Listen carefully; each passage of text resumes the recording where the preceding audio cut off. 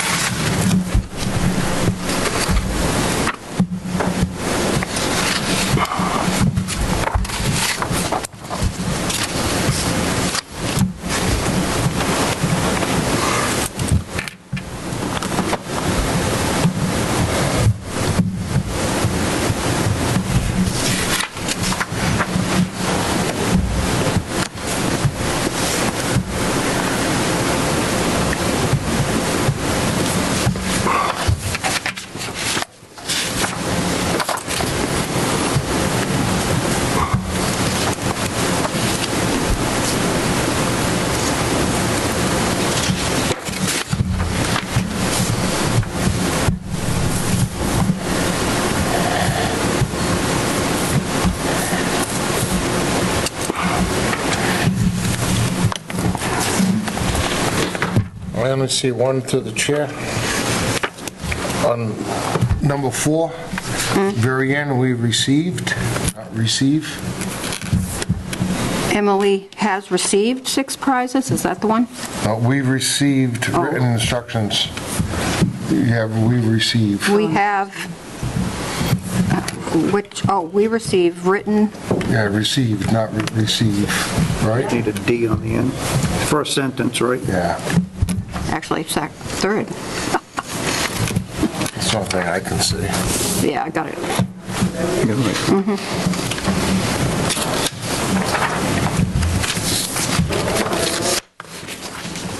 It's there, Mike, you just can't see it, it's in the margin. It's the hidden, It's a silent D. it's on the, The silent it's D. on the side. Yeah. It's on page 2. No carryover. Any other comments, considerations, amendments to the minutes as presented? If not, do I hear a motion to approve as amended? So moved. Moved by Michael, seconded by Meg. Any further discussion? All those in favor signify by saying aye. Aye. Those opposed, those abstaining, the ayes have it. Abstain. Okay, thank you. Motion passes. And with that, we'll go directly to Emily. And Emily, if you could, you have some guests this evening. Could you introduce your guests? Oh, yeah. So we have Joe Shabowski, who's here to talk about the economic development chapter when we dig into that. And then we have our manager of comprehensive planning, Mike Mohan Brown. He's just an observer in the back, so he might pipe in a little bit. He's heard great things about these meetings, so he wanted to come and hear them. Okay, what is next on the agenda? Is it photo contest stuff? Yes. Okay, so we were still missing 4 votes from committee members. no. So I don't know if we want to. them. Okay. No. Yeah, let me know if you have any issues with the link or anything, or if you just want to sit down with me and we can go through it like after the meeting. I'm happy to go through. Just let me know. But I just wanted to give everyone a chance, and I know it's only been 6 days, so I don't know if that was a lot going on. So. Emily, are you still looking for gift cards? I think we're actually all set on gift cards. So after the last meeting, I followed up with a couple other businesses and they confirmed some donations. So I think we're all set. Oh, wow. Yeah, I know. So we'll definitely give them a big thank you in the plan, social media, maybe like the website, as much as possible. I did promise them that we would give them some free promotion. I'm still in for giving a card, right? You don't need to if you don't. Sure. Yeah. I think we're all set. I think you're off the hook. Grand prizes? Oh yeah, so the grand prize I was thinking would be, I went over to the Orchard and Farm, and they gave us a concert series pass. So free admission to all of the concerts this summer. So Oh, that's I thought that would be a Yeah, grand prize. that is pretty cool. Yeah. That's an Very nice. expensive one. Yeah. $100 value. Yeah. Yeah, that was so generous. I think I spent about $100 when I was there. So I think I It made equal- They have so much like fun little things. So I did all my gift shopping. $800. They had the donuts Yeah. that day. So I'm thinking, just to give everyone a chance to take the photo form and fill it out, postpone it till next meeting, if we're okay? Well, who hasn't filled it out? I mean, like Rebecca wasn't here Yeah, Rebecca. last time. Carol, did you get a chance to do it? I did. It didn't come through? Oh. Oh, let's sit after this and we can just go through it. Yeah, it was me. Oh, no, I did it. I think as soon as the email came through, I did it. But I guess I mustn't have pushed the right button to get it through. I'll get it. Okay. Right after the Can meeting? you Yeah, see we if can there just was- sit down right after the meeting and we'll just go Can through you it. see if hers is pending and not submitted? I No, just checked like It would have an been there hour by now. ago, and- I'm telling you, yeah. the day the email came in, I did it. So, Who else didn't finish? Bob Moran and Dan. So, and then I know Dan was kind of Dan was doing it here, while he was here, but doing it. he might also not have hit maybe he submit. didn't put Well, at the end, I had trouble, Yeah. because that was for the grand photo. And I didn't know you were supposed to select 3, but I kept just picking the one, and I'm like, how do I get out of this? I selected my one. Maybe that's where people get stuck, and then they just say, well, it must have gone through, and I thought I did it, but evidently Yeah. I did not. closed it out. Technology. Okay, so I'll follow up with those, Yeah. I guess, and then we'll do the big announcement, I think. Should have brought the grandkid in to help. That was one of the ones I chose, actually, Oh, with really? Don and, on the dock. They Yeah. were really good photos. I don't know how I'm glad I didn't have to take the form, because I don't know how I'd decide. Yeah, there's some good photos, that's for sure. Do you have the other members' that email address, so you can let them Yep, know? yeah, I Okay. emailed them earlier today, Oh, all right. just as a reminder. Any additional comments in the last chapter? Yeah, so last meeting also we went over open space and recreation and natural, cultural, and historic resources. I know we kind of went through both of those, it was a lot, it was a little fast, but do we want to revisit anything and just have like a little discussion? I know Rebecca wasn't here to talk about anything, so if there's anything maybe you flagged, not to put you on the spot, it's fine. Also, again, it's totally fine to just follow up via email. If you have any just like direct comments on the chapters itself, I think I sent out them as Word documents, so you can always go into the Word documents, make any edits, send it to us. Any way you prefer to give feedback, we're more than happy. But if not, Partakers? Feedback should be discussed amongst this full committee and not just changed because one person said so, I that's true, think. that's true, yeah. So you should bring back, Yeah, if the we get emails, changes. yeah, that's a good Yeah. idea to just, share them at the meeting. Definitely. Yeah. Yeah, or at least email everybody the yeah, change. sure, like do like a summary of what was changed. Yeah, 'cause Great like idea. some- We'll definitely do that. Some stuff, somebody might say, wait a minute, we never discussed that. Yeah. Yeah, the one caveat with emailing everybody is that you want to be careful you don't have a back and forth because of the open meeting law. Yeah. Yeah, so maybe it is just better to bring it up at the next meeting. Yeah. Like if we make any You can do changes. that, Yeah. certainly.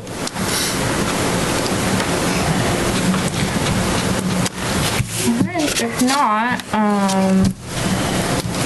today's topic is economic development. So I know we only sent this out a couple days ago. Maybe you had a chance just briefly to go over some of the topics. Sorry, I had to send it out also as a PDF. Okay. One sec to clarify on that, I think it's, if you want to send us changes via email, I think that's okay, but we'll bring it up at the next meeting.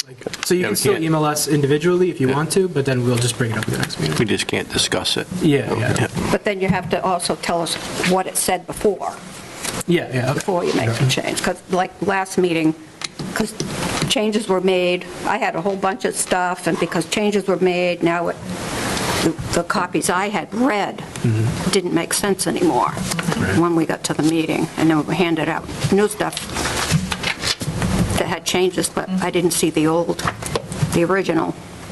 So it makes it tough to have Yeah. a few people change this and that, and then you get to the meeting and it's not what you were given, you know? But we do appreciate all your energies and Oh, efforts yeah. in trying to be so inclusive. Yeah. Make sure everyone's. on the Yeah. But before the changes are made, Yeah. Definitely. bring them to the committee. Sure.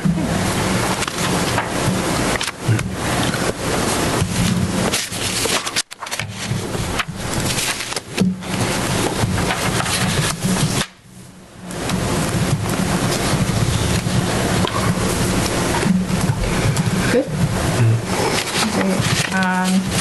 Yeah, I guess I'll pass it over to Joe to just kind of go through the chapter. We've got kind of plenty of time today, and it's just this one chapter, so feel free if you want to dig into anything, just please speak up and let you kind of go through it. I'll also share online just in case anyone joins. Awesome. What's the typical format? I'm happy to entertain questions as we go through, or we can wait till the end, whatever people prefer. This is we go. As we go, yeah. Yeah. Awesome. You'll find we're probably going to go out on a tangent somewhere. It's not a bad thing. It doesn't take long. That's what we do We'll be best. talking about pizza here before we know it, right? Yeah, pizza and tunnels. Yeah. I've got a comment in key finding one, so when you get to key finding one. Okay. Well, hi, everyone. My name is Joe Zabowski. I'm an associate planner at CMRPC. I specifically work on the economic development team, and today we're discussing the economic development chapter of the master plan. As you can see in the overview here, the economic development chapter concerns supporting the local business community, growing the town's tax base, and it also addresses permitting processes. Those are just the highlights. Obviously, economic development is very broad and touches many elements of the town and the community. If we could just turn to the first page, the second page here. So the first key finding, you may remember from when I was last with you to discuss the key findings, but it concerns the industrial growth that Douglas has seen in recent years. That growth is the materialization of goals that have been set out as far back as the town's last master plan. So obviously the cubes at Douglas has been developed, and there's the Pine, Sand, and Stone project going on. And there's also some additional industrial and commercial zoned areas in town in East Douglas that are not yet developed. So the second paragraph there covers those. And then, so that's just a brief overview of the status of some larger projects. I have a question. Yeah. Bob, it says here, natural gas is not available in That's Douglas. my correction. Oh, so this... We have it, We do? yeah. So that, Not through the whole town, but we do have Yeah, it. it's, so that needs to be corrected. Natural gas is available in East Douglas section to where? it's only on Gilboa and North Street at Main Street. Yes. It's like a Okay, big L. yeah. That's what I thought. I remember we It goes ran all the those. way up to Hayward Landing though, right? Yeah, Hayward Landing ends at Main Street. It ends at Main Goes Street, all the way yeah. up North Street, So it ends at could Main Street. connect. Yeah, I mean. yeah. Yeah, we Yeah. could connect it to the schools, which was the original idea, Yeah, get them off heating oil. Yeah. And that can be done today, but we're running into problems with the schools. Surprise. So not available except for parts of East Douglas. It's only on Gilboa Street and North Street. Little portions of Gilboa and North. Right, and that's from the extension for the cubes. Yeah. Yeah. Right, okay. right. It's not all of Gilmore, that's Yeah. right. I forgot. Or North Street, because that goes all the way Oh, up yeah, to definitely is. Walmart. It's practically not available. Gotcha. Yeah, no, I appreciate you bringing up that detail. Yeah, I guess I was just trying to capture that. I know, like, on like Davis Street, for example, it doesn't. It's immediately available for all of Main Street for the restaurants. And I go out to eat these restaurants, and the first question, the owner comes over, where's my gas? Especially for cooktops Yeah. and stuff. They like using gas. All the restaurants want gas. But it's not going down Main Street, is it? No, it ends, Right. it's about 100 feet down Main Street. It ends just shy of picket fence. Oh, okay, so it's not immediately available then for the restaurants? All you do is run the line down and connect them to it. Really? How expensive is that, though? Not expensive at all. Really? So it could maybe extend it in future, is what you're We saying? could. Yeah. And is the restraint there the state authorization for extending it? Or? Well, with the current Is it DPU, if you can improve the emissions, they will allow it. So, for instance, if you go to the schools are on heating oil. Natural gas is cleaner. That would be allowed. If the schools were on propane, it would not be allowed because it's even exchange. Yeah, that's what I'm up Gotcha. against. I got Yeah. propane on my buildings in Northbridge. Yeah. I should have put oil. Oh, convert them to oil. There you go. Bob, what's the issue with the schools? They need to convert the boilers, and it's about $200,000. When they have $200,000 to replace an aging oil tank. So it's, why would you not just don't do the tank and put that money towards boilers? We had talks with them, Eversource already did studies on the boilers. All the information's there, the schools just won't move forward. Who makes that decision? The business manager, The superintendent. superintendent, school committee. To the chair, on that aspect, how can they override, though, like the Board of Selectmen on that? Or does the Board of Selectmen have a say in that? I don't I know. don't think so. No, they're kind of their own. Entity? How? We pay the bill. If I pay the bill, we should have the say. Yeah. Is that because of... I say a lot, but it doesn't go anywhere. I'm just saying, I mean, Yeah, I think it might be that schools are a special district that have their own charters, so they have their own boards, like a, water and sewer district and some so other the only way you places. can make that happen is you deny the funds. They have their own budget. Deny the Right, funds. and I'm on finance, and I'm going to tell you, the budget is not good. We're looking at letting go about 19 employees, and like half of them are school teachers. So it's really bad. Right. No, just throwing it out there, didn't know how that worked. Yeah, they kind of, they're their own thing. I don't dig it. Emily, is Dan up there? Yeah. I haven't seen, I don't think so.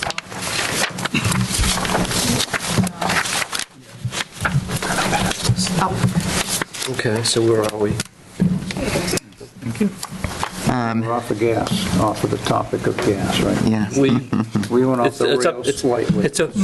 Which we do all. We didn't go in the tunnel. It's because we're already cooking in the meeting, so there you go. The rail is whatever the committee decides. Spur here, spur there. So you decide how far we go. Any other comments or questions regarding gas, just to be sure? Thank you. I actually didn't realize it was up that far, Bob, the gas. Yeah, it's Yeah. just shy of picket fence. Yeah. That white house next to picket fence, Yeah. it's right there. I didn't realize that. Yeah. 8-inch line. Wow. 8-inch? 8-inch. We can feed, the whole intent was to go up to the schools and then all the way down Davis Street to connect in Uxbridge at Campanelli Park. That was the original intent, because Campanelli Park is almost below streetable pressure.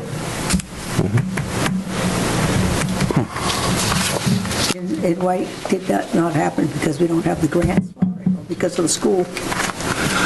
Well, there's an easy way to put in a gas line and just do a patch like they did on Lackey Dam Road. Right. But if you make the gas company come in and do a full mill and overlay, Yeah. it doubles the cost. Right. If you could go with the trench patch, then we could possibly get it up to the schools. But if you make them do, what's the street going up to the schools? Court. Gleason? Gleason Court. If you make them do that, now it gets expensive. And who's going to make them, who decides that? Whether it's a patch or a full overlay? We do. It's our streets. So why would we want It's the to? selectmen, actually, with a recommendation from probably economic development on which way we And want the to highway go. department, right? For a recommendation from them too? Yeah. Are there any grants available or funding, state or federal funding to extend it? Not for gas anymore. Not for gas, no. Would it necessarily have to go under a street? What's that? Would it have to go under a street, or can you go through property with it? Or the right of way? Yeah, the ideal is to go through a street. It's actually the Or short access. distance right now. Yeah. Okay. Sorry I'm late, reporting in, 20 minutes late. Always good to see you. Welcome aboard. All right, awesome. Well, so just moving on to the last paragraph on page 2, so that just delves into the commercial, industrial, and personal property share of the tax levy, and explains how the tax levy makes up most of a municipality's revenue. In Douglas, it's just over 50%. And so the recent industrial projects in Douglas, particularly the Cubes, has risen the CIP share of Douglas's tax levy considerably, so now it's more on par with neighboring communities. And future projects that come online will probably raise the share even higher. So on page 3 now, we see the chart, the chart with the CIP tax levy share. Paragraph below it also explains that. So another financial indicator for towns is equalized valuation. So it's the fair cash value of all property in a city or town that's subject to taxation. And so a way you can compare the tax base that different communities have to fund essential services is by dividing equalized valuation, EQV, by the town's population, which gives you EQV per capita. So Douglas's EQV per capita places it in about the 30th percentile compared to other Massachusetts communities. So that means that Douglas's EQV per capita is only higher than 30% of other communities. So obviously new industrial growth is a way to not only grow the CIP share of the tax levy, but also just grow the tax levy more broadly. Obviously EQV is the tax base that feeds into the tax levy, right? Why does it help to move up or down on that scale? What is that to the town, to move Yeah. up or down on that scale? Yeah. Well, so, as the prior page explained, so the main source of revenue for municipalities is the tax levy, so that's sourced from property taxes. Right. So if your property values are higher, you get more revenue from the same tax rate, right? Okay. So if two communities have the same tax rate but very different property tax bases, then one has more to work with than another when it comes to funding, public safety, schools, all the regular town services, Board of Health, and so on. Like if you go to Newton, the same house that you're buying in Douglas, 450,000 is going to be probably close to $1 million out in Newton, and then they'll knock it down and put a nice house there. So it's, yeah. Yep. Yeah, and so, the tax levy is the main revenue source for the town's general fund, and the general fund funds, pretty much all day-to-day operations for town departments. So you could think of it as, if you have more EQV, you have more revenue to go towards town services. So if we had more building in town, we'd get more EQV. Yep. I mean, obviously, with new development, to varying extents, depending on what it is, comes more demand for services. But, a lot of commercial and industrial services, and correct me if I'm wrong, tend to be a little less intensive than some other uses. Thank you. Does anyone have any other thoughts or comments about key finding 1? And that's all I had there. I do have one question on the SIP chart, which is really interesting. It's a good visual aid. Looks like Uxbridge had a bit of a surge. So I wonder what's going on over there in terms of commercial, industrial, and personal That was tax. the Amazon and the Campanelli. Okay, there you go. That's all in Uxbridge. Medline's over there. Medline. Yeah. And Mine would be at 2020. that other The stinky marijuana grove, place, yeah. the grow facility was 2021. Yeah. 2022 started one of the 2 Amazon buildings, so. Yeah, Plus down on Lackey Dam, their portion of that, too. that's right. The, Yeah. The Detroit building, Tower. yeah. Yeah. They also have battery energy storage systems. Which add to the property value, yeah. You need it When did BJ's open up? solar farms, is that what you're saying? Would that be initial BJ's, They do right? have a battery storage place? Where is that? Yeah, Where about are they 2016, located? 17, that's about when I they can't opened. tell you exactly where they're located, but I know that I didn't know they had them. There's 2 of them proposed in Uxbridge. They're I don't know when proposed, but I'd have they're to not in look.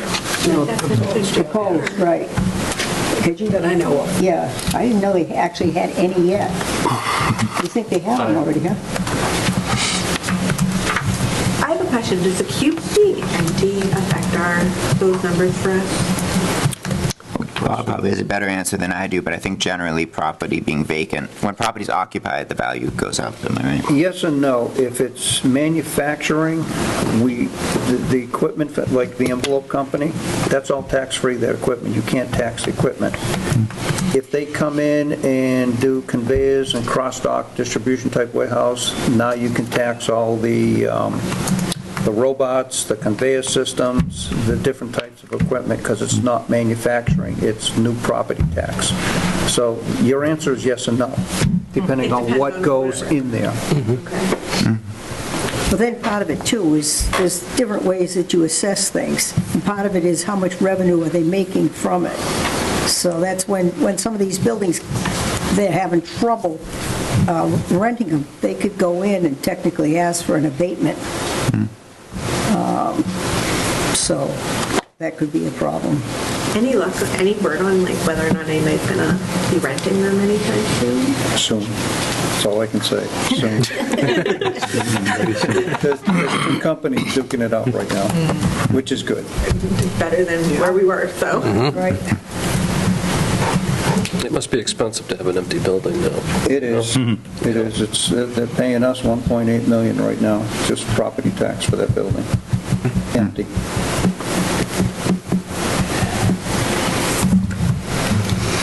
Awesome. That's interesting. I didn't realize that like some manufacturing equipment, so it isn't personal property? It doesn't get taxed as personal property? Evidently not. Not if it's manufacturing. Interesting. Oh, that's good to know. I appreciate you mentioning that. The other thing with property is the utility investment in a community. If there's a big line extension or a big upgrade, every pole, every wire, every conductor, everything that's part of that is added to the tax base. Right. Usually the utilities, particularly electric, tend to be the top 5 in the top 5 taxpayers, and often the top 1. taxpayer. So if you had a big energy project or battery storage or solar or anything like that, you're adding not only the value of the solar or battery storage, but you're adding the personal property of the utility infrastructure to support it. Yep. That's a good point. And every solar farm requires our street poles to be upgraded. Pretty much. Yeah. Awesome. Well, unless anyone has any other thoughts, we're just going to progress to key finding 2. So key finding 2 looks at downtown Douglas and its strengths and weaknesses in a number of areas. So at first we have the business makeup. So this chart right here is the breakdown of businesses in downtown Douglas. And so about 3/4 of the businesses in the downtown could be considered active uses. And so that term generally means public or semi-public uses that encourage pedestrian activity along the front of a building during most of the day. So think of retail, restaurants, and so on. You know, examples like residential or offices wouldn't count as that. What is the word in the chart? Accommodation and food services. What is accommodation? Yeah, so that's accommodation and food services is just a wraparound for hospitality businesses. That is the... to me, accommodation means like hotels. Yeah. I don't think any of those are lodging or hotels. I think that's just the name of the category that this data source breaks it down into. It's probably like all food services.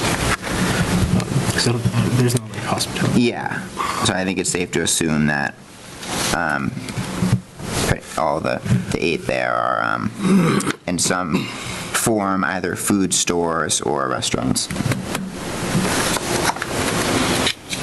Where would be like the Citgo station has a mini mart? That's not a restaurant, but would that be food service?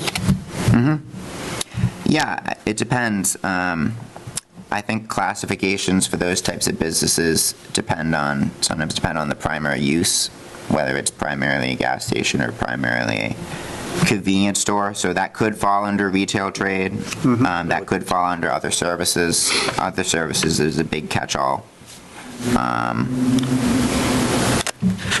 What about the healthcare and social assistance? We have that downtown?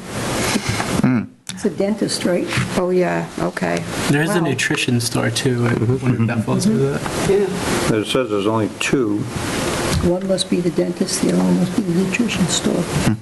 Well, nutrition to me would be food service. Oh, yeah, they sell smoothies. I mean, that's what they sell, We also right? have Yeah, that's what they say. 2 dentists, because we've got the one near Brittlebrook. Are you taking that into consideration? There's Main Street, Or just Main Street? Because that's actually on West. West Street. Yeah. Yeah, I would have to return back to see what the exact geographic area Yeah. was for this. Take a look. It may just be I forget off the top of my head, but the zoning district in the downtown, it may just be that area. But we could definitely, I could definitely provide you with the underlying information for this if you're curious, and we can update it. Yeah, I'm curious, because that accommodation is just, So to me, it's according to the hotels. census Let's call that government, lodging. the United Lodging, yeah. States Census Government Accommodation and Food Service sector comprises establishments providing customers with lodging and/or preparing meals, snacks, and beverages for immediate consumption. lodging, that's all inclusive, right? Yeah, it covers the whole sector. That's just what Or the like a category. hotel that provides you food, too. Customers with lodging and/or preparing meals, snacks. And/or, The so it's just the way sector includes they, both accommodations Oh, and okay. food services. it's just how the category is named, labeled. Yeah, just kind of a big tent category. But we could definitely, I could provide you with the underlying info here, and we can update it, you You know. could just say food services. Well, it's based on the NAICS. Yeah, it's how it, Yeah. it's how it's National Industrial categorized. Classification Categories System. are. Yeah, just looking for what the accommodation term means. Yeah, Now I know. but yeah, I could provide you with the information, and Yes. we could scrutinize it more closely to the publication of the master plan, because, you know, I realize at this point it's a little old, but Little bit of what- Will we include also just a visual or a map of downtown? So when we're referring to downtown, people know exactly what is and isn't? sure. It's an easy, basic. Given that we have such little industry, that we should include everything that we can, even if it's off of West Street. Yeah, on You know, Mechanic because Street. There are a number of businesses in that kind of little, I mean, you've got GBI over there, Yeah. you've got the stuff at Brittlebrook. Yeah. Then Mechanic Street, Unibank is technically on Mechanic Street, right? And the Funeral home, Jackman. yeah. not And looking to then use that this may be soon. here, it would just be interesting to know the geographical map Keep of. that in the bottom drawer. Yeah, way down low. Sure, yeah, we can definitely do that. It does not say Main Street, it says downtown Douglas, Right. which would How far include downtown a goes. street either way. Right. Because then Right? maybe it includes... I would think so, just the general But he's going to area give of us the downtown. underlying thing where they came up Yeah. with everything, so that's good. Yeah, no, we could definitely add a map. I think I was just trying to be conservative for the purposes of chapter length, but adding a map, you know, would, I think, be a helpful reference for people, and, you know, people would probably spend 10 or 15 seconds looking at it, so I don't think it would be much of an... Especially for this chapter. I don't know if there's another chapter where we include a map like that, so Okay, yeah, this would be where it would go. we could definitely do that. Now, I noticed other services except public administration is noted on one of them.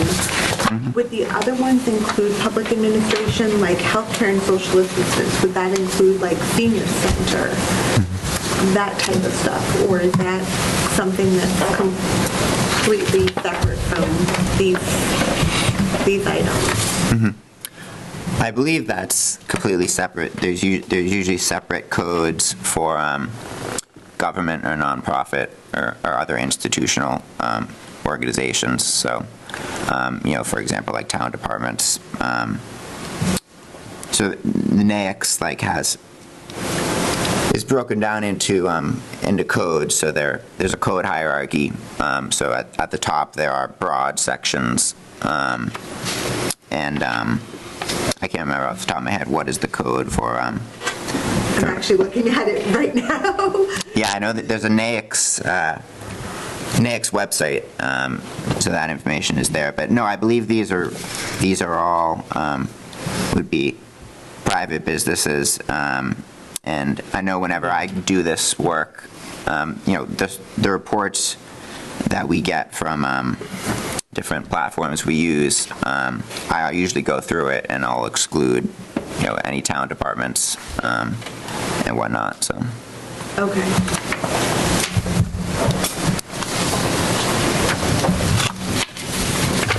Awesome. So anyways, that just talks a little bit about the active uses downtown and how, you know, having a critical mass of active uses is important to generating foot traffic and creating vibrancy in downtown settings. If we move to page 5, talks a little about the cultural events that are hosted in downtown Douglas. So obviously there's the Oktoberfest, which attracts, you know, a crowd from not only Douglas itself, but regional Douglas's neighbors. There's also the Winter Stroll event. And then It also goes over the various community assets that are present in the downtown. Yeah, I took that. So the library, several churches, Haywood Landing Apartments, rehabilitated mill building. You can put the senior center in there, because it's right in the middle. Definitely add that. Is the Douglas Historical Society mentioned anywhere, or does it not belong in this? That's actually a Yeah. museum. We can mention that. The Jenks Store Museum. Post office generates foot traffic.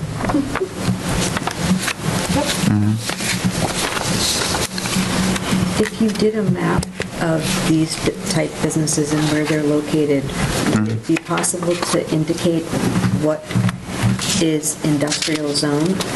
If people are looking at, this is where we are today, but here's our opportunity, it's just very limited, in terms of what we have to work with. Well, there's not industrial zoning in the downtown, right? Yeah, this whole area is village, business. Yeah. Yeah, Yeah. wherever we could put something, Yeah, we could certainly do that. I know we still have to present the land use chapter, and so that may be something to touch on in that chapter. Economic development and land use have a lot of overlap. But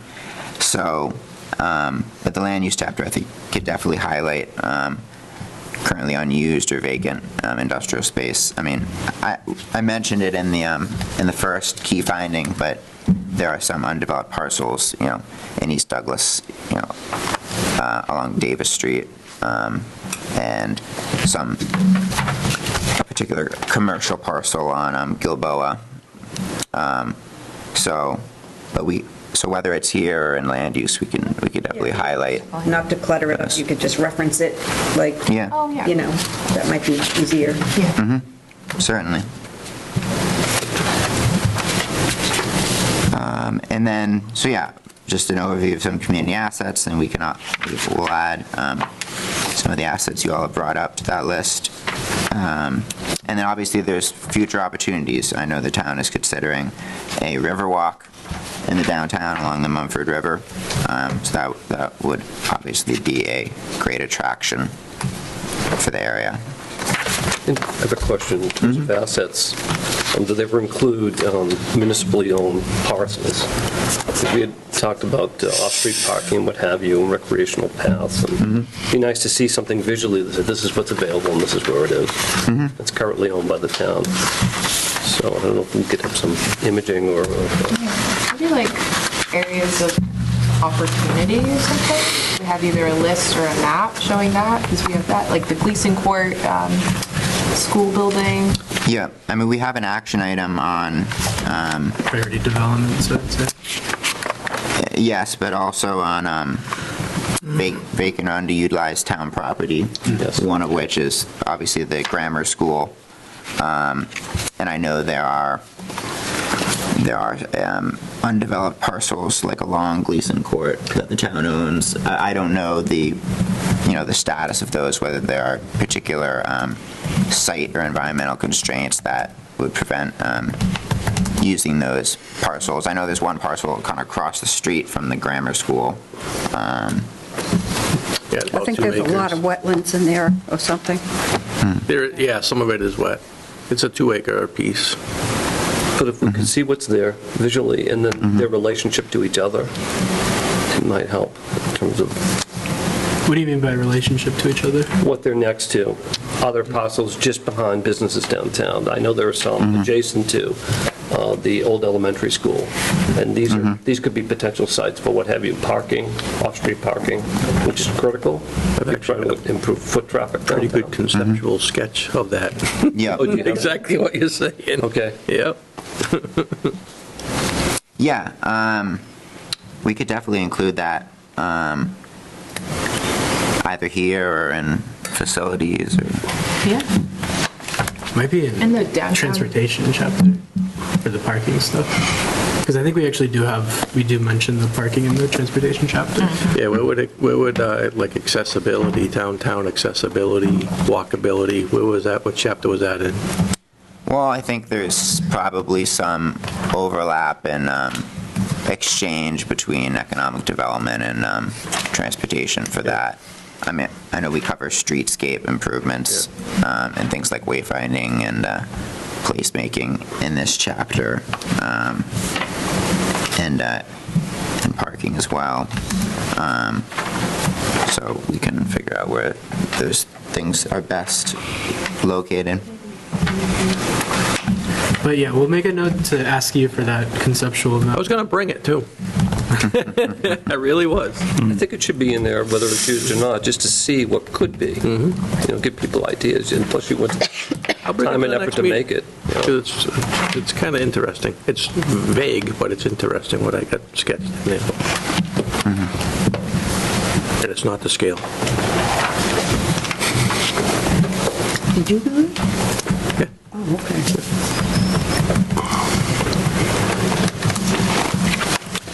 All right. Just moving on to page 6 here.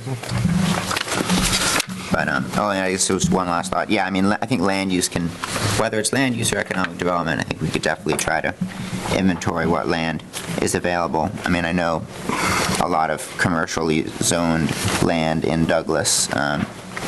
There is not much commercially zoned land that's vacant, and a lot of it is either occupied by private businesses or schools or other municipal uses. So this chart here is what activities and amenities would increase your visits to the downtown area of Douglas. As you can see, many people are enthusiastic about the idea of a river walk.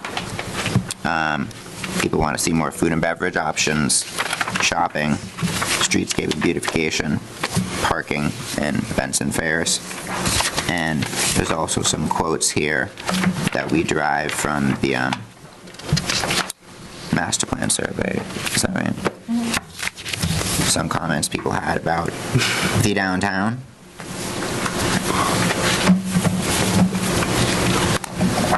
So just moving to page 7.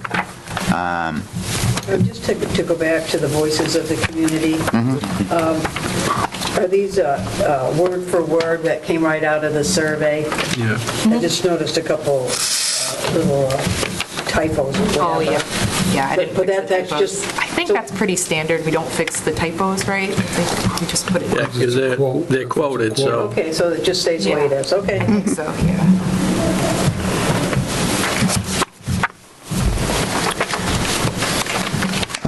But moving to page 7, brief discussion of the parking issue. So, I mean, as you all know, East Douglas is a traditional downtown in its layout. A lot of traditional downtowns have narrow lots, and Douglas also happens to have the downtown is, the width of the lots are narrow, and the downtown is kind of condensed between the Mumford River and, forest and other properties behind it. So the combination of that and most lots having their own separate access and egress results in a less efficient use of space as might be able to be had. If every lot has its own driveway, there's more space being allocated to driveway than there are patios or parking spaces. I realize it is not simple and straightforward to get people to agree to shared parking agreements or shared driveways, but if you just think if you had one driveway in the back of properties that connected different rear parking lots, it'd be a lot less space and more efficient than if every lot has a driveway that goes onto Main Street, and then obviously the back then results in a kind of weird parking arrangement because there's not that much space in the back. I was gonna, in the action item that comes later, I was gonna include a little infographic just demonstrating a little more coherently what I was just trying to explain. But I think you get the idea. So, so obviously there's limited parking in the downtown. The large, high number of driveways might also contribute to traffic congestion. And in master plan survey responses, community members highlighted streets in the downtown, Main Street, North Street, and Gilboa Street as problem areas when it comes to traffic and congestion. The next paragraph here has to do with streetscape improvements and wayfinding.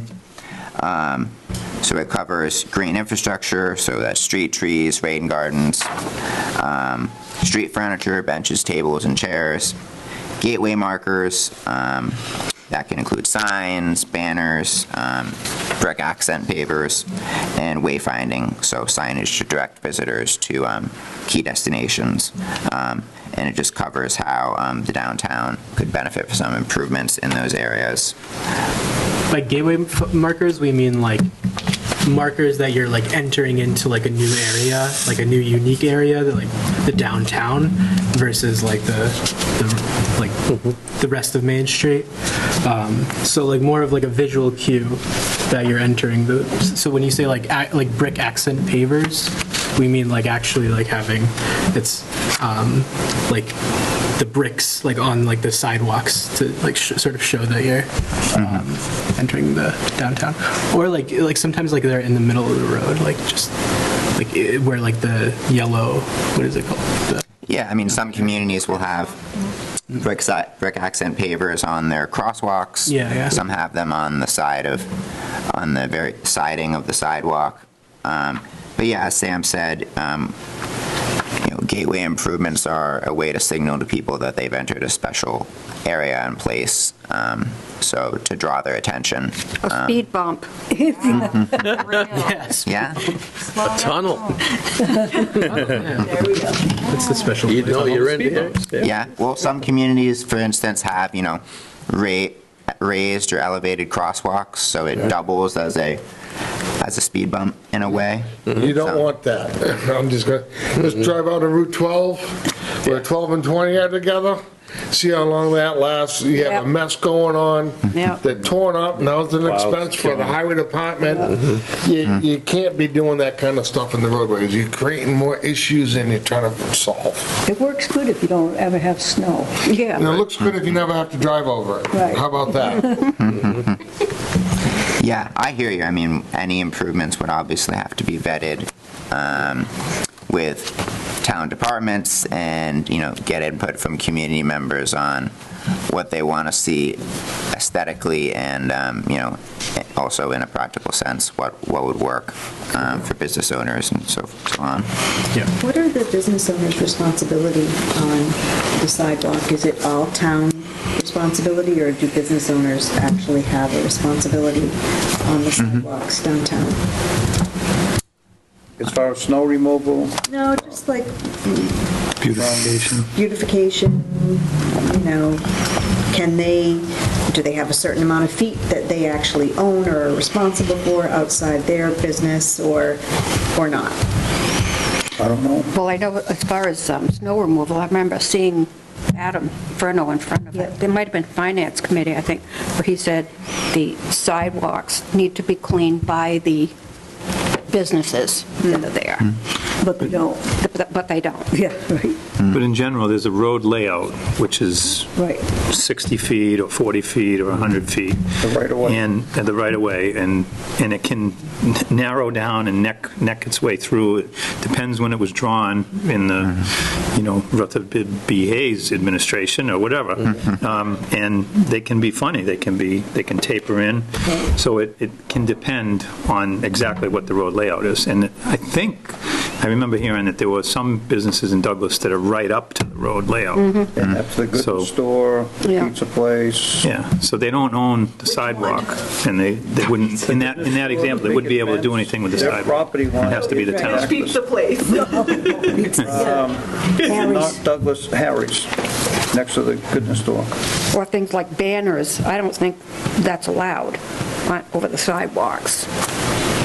Yeah, I mean, I think most communities that have things like that, it's done by the town. But for example, you know, in some downtowns, you see, you particularly saw this over COVID, but parklets, so on-street parking spaces that are made into seating areas for restaurants and stuff like that. So communities that did that, you know, restaurants would have to get a permit to occupy that space.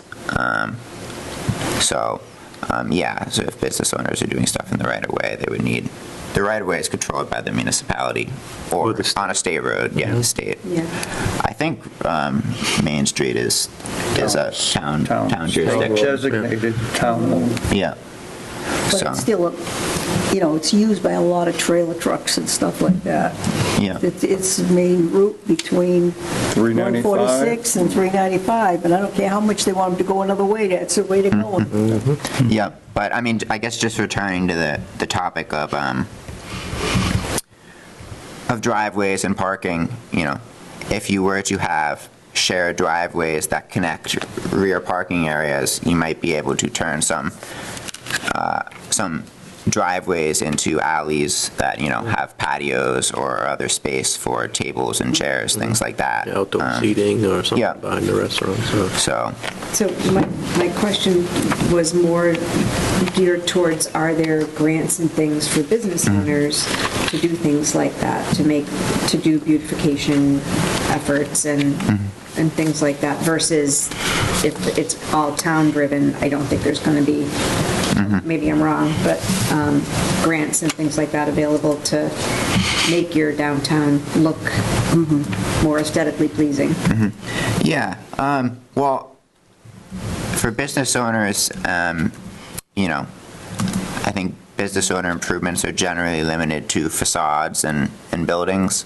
You know, so there are, you know, certain programs and organizations that do offer facade grants. You know, the American ARPA, the American Rescue Plan Act. Through that, a lot of communities offered facade improvement grants.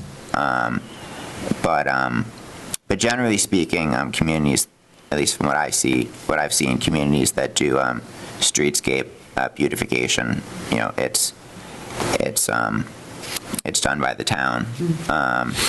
And so some communities will also, you know, some have, you know, I guess we would call it a public-private partnership where volunteers help maintain some things like flower beds and things like that. Some communities have like adopt a place programs where, you know, whether it's a, what's the term I'm trying to think of, a bed in the middle of a road or an island, or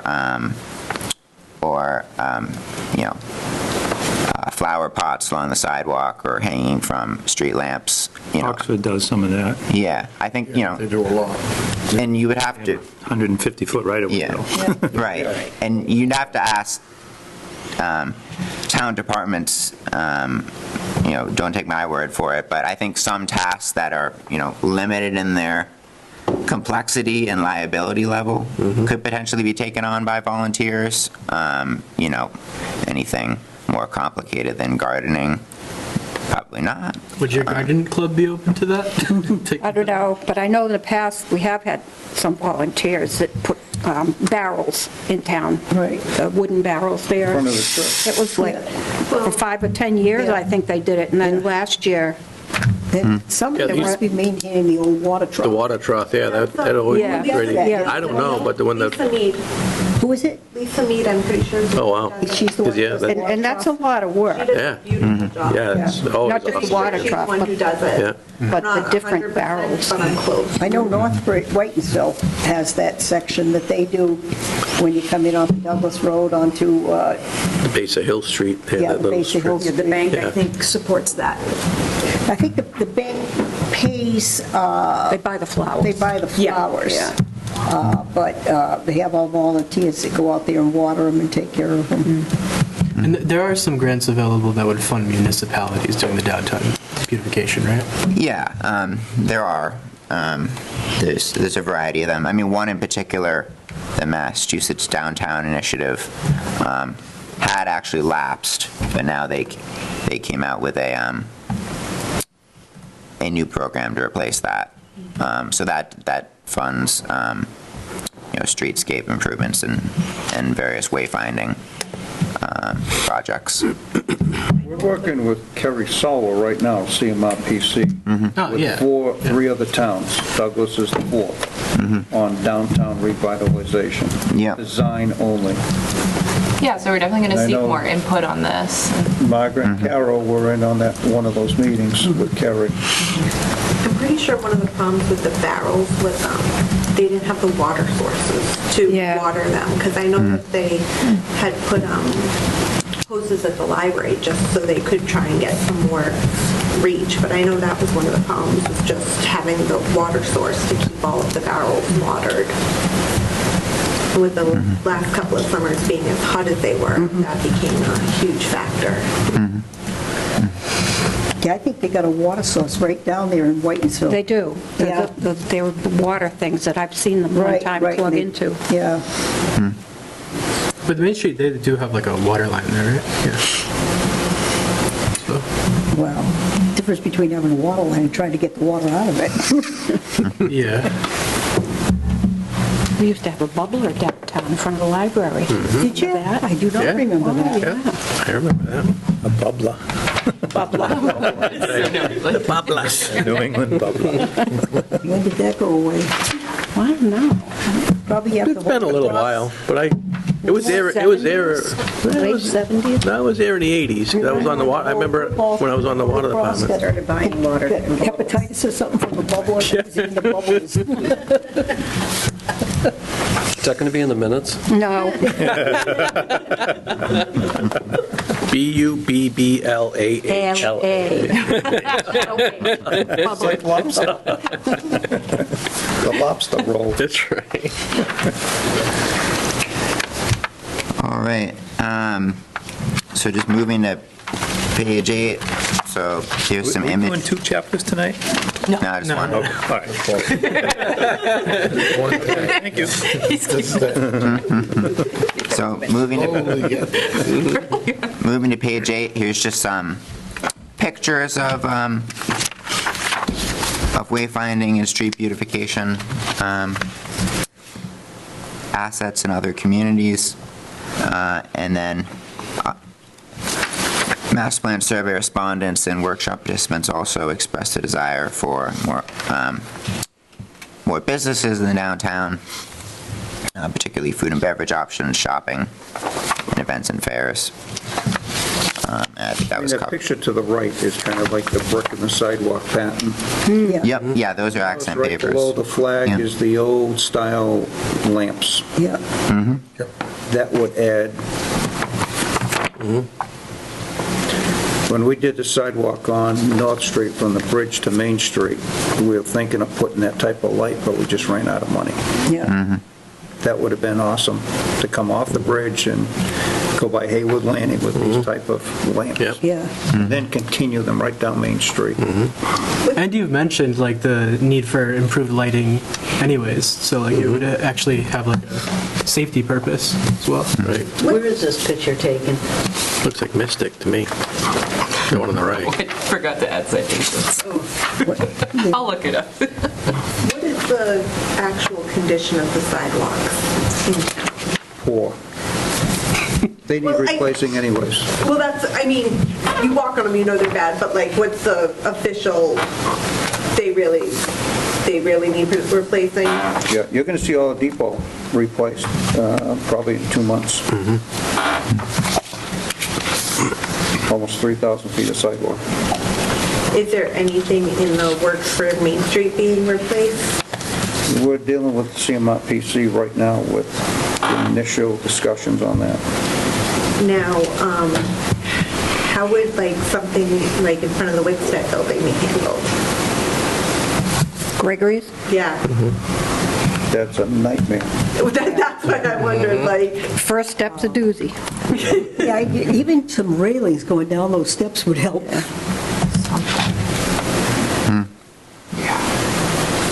Yeah, Yeah, I think Main Street's gonna be the hip bone's connected to the leg bone's connected to the, yeah. It's a challenge. The biggest challenge is money. That's the biggest challenge right there, is money. Absolutely. It'll be our opportunity for underground electric. Yeah, right. Yeah, we looked into that years ago, and that Yeah, is, the cost was That's expensive. unbelievable. As Mr. Moran will attest to. and I'm sure it hasn't gone down. Yeah. No, but I mean, all these conversations are important, because if you do embark on a ambitious project to re-envision the streetscape, you know, you do have to really settle on what are your priorities, because, I mean, obviously, it's the best opportunity to do big ticket things like bury utility lines and so on and so forth, but, you know, obviously it comes down to goals versus funds available, so. All right. Unless anyone has any other thoughts, I'm just going to move on to key finding 3. So this is that additional commercial amenities are desired by the community. So over 60% of master plan survey respondents indicated a need for additional commercial uses. So this was a question about what types of land uses they wanted to see more of. And so commercial uses was the most popular answer to that question.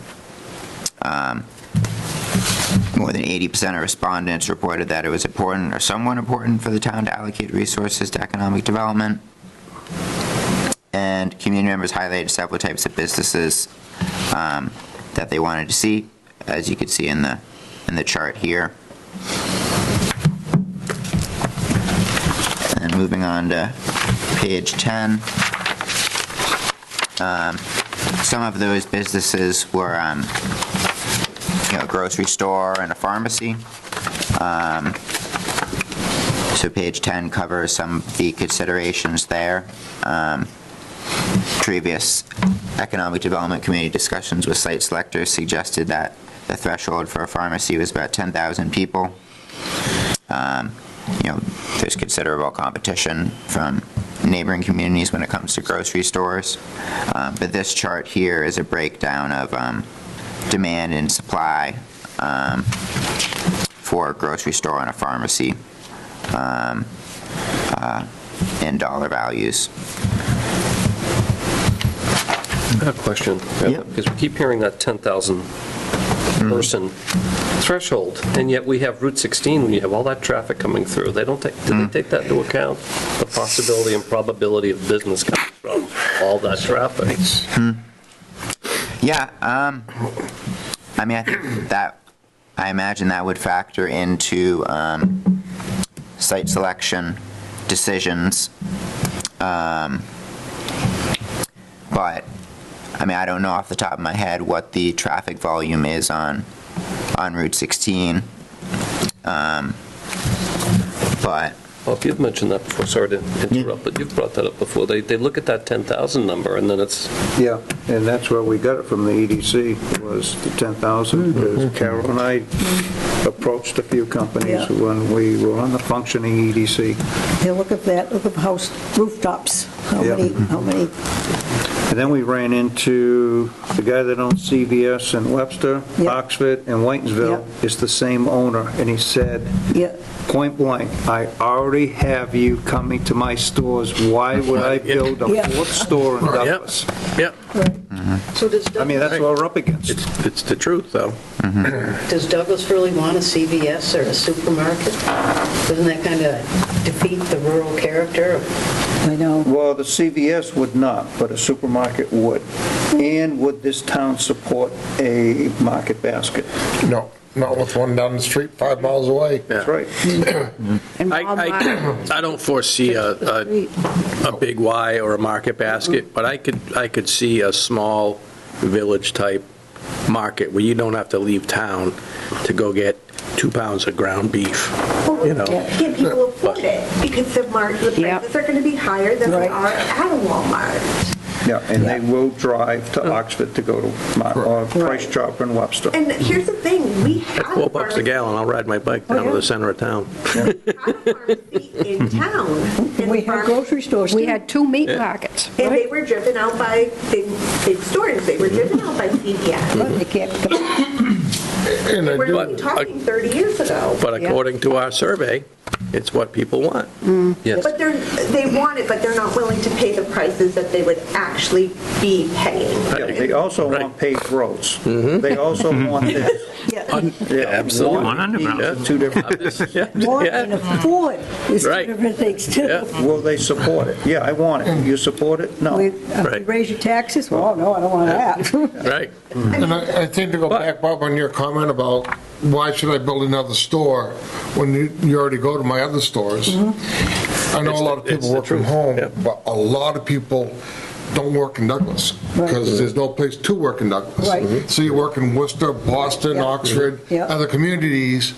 You have to drive by these places to come home. Yeah. So you're going to So you're stop. making it in your loop. I mean, you're coming down 395, 146, I'm sorry, one or the other. And you have places to do everything that they're talking about on each road right by the town. And we've got a little coffee bean in town. How many people are still going to the Dunkin' Donuts that are on each end of town, rather than stopping at the little coffee bean? Right.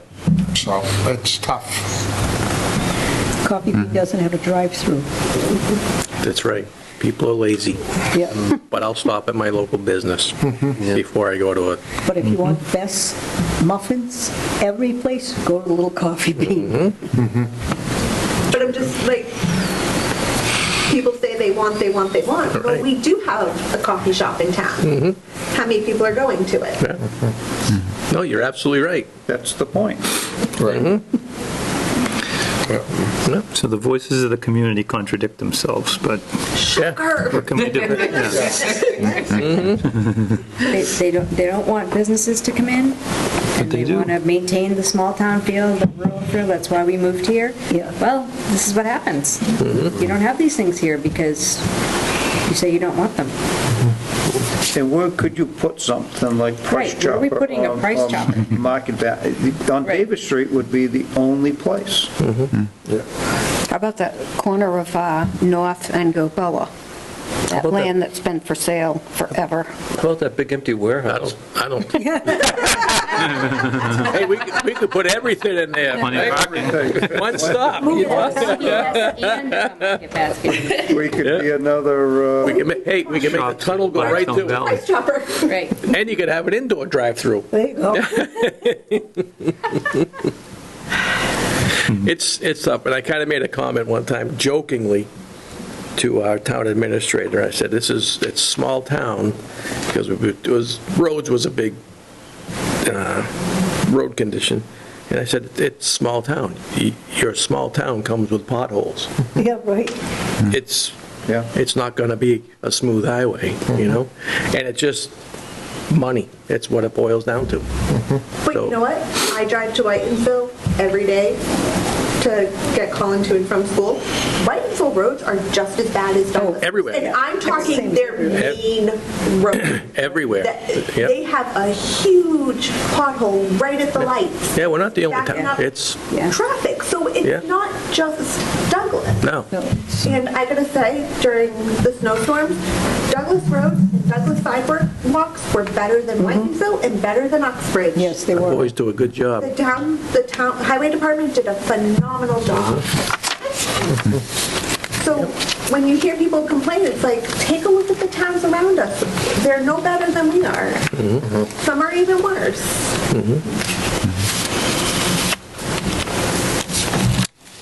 Yeah, and with pharmacies, obviously, it is a tough market. A lot of pharmacies are closing in places. So, but community sentiments are what they are. So, as this chapter says, Douglas should be opportunistic. Pursue opportunities as they come available or feasible in these areas. As long as they are consistent with the community vision.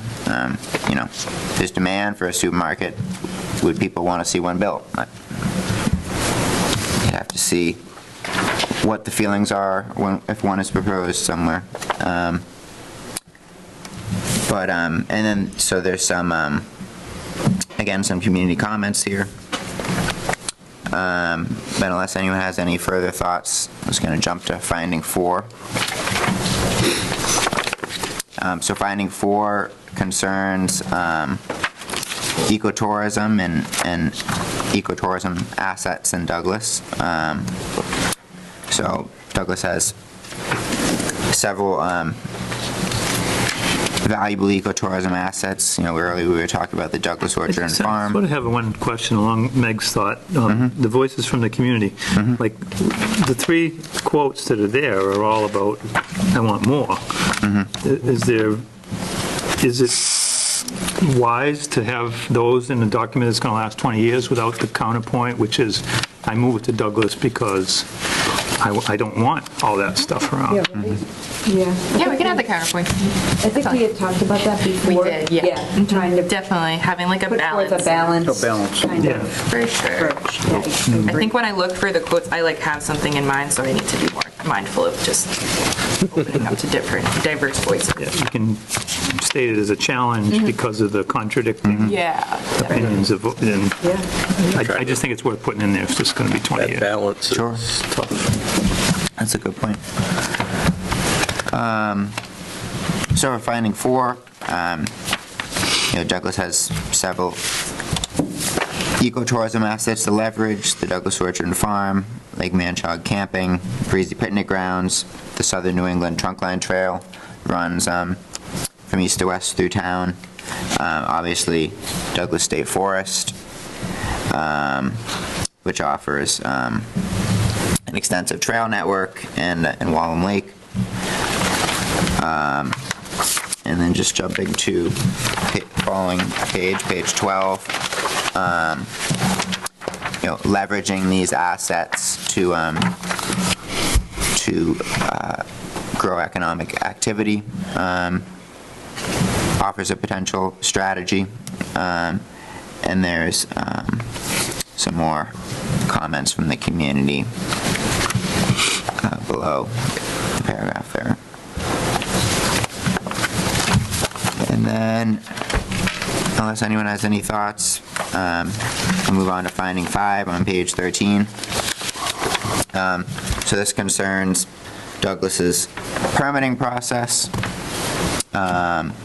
So in many ways, Douglas's permitting process embodies best practices. The Community Development Department consolidates staffing for the Planning Board, Zoning Board of Appeals, and the Conservation Commission under one roof. Departments are located in the same place. And Douglas also offers pre-application technical review to prospective projects, and so all of these contribute to more efficient coordination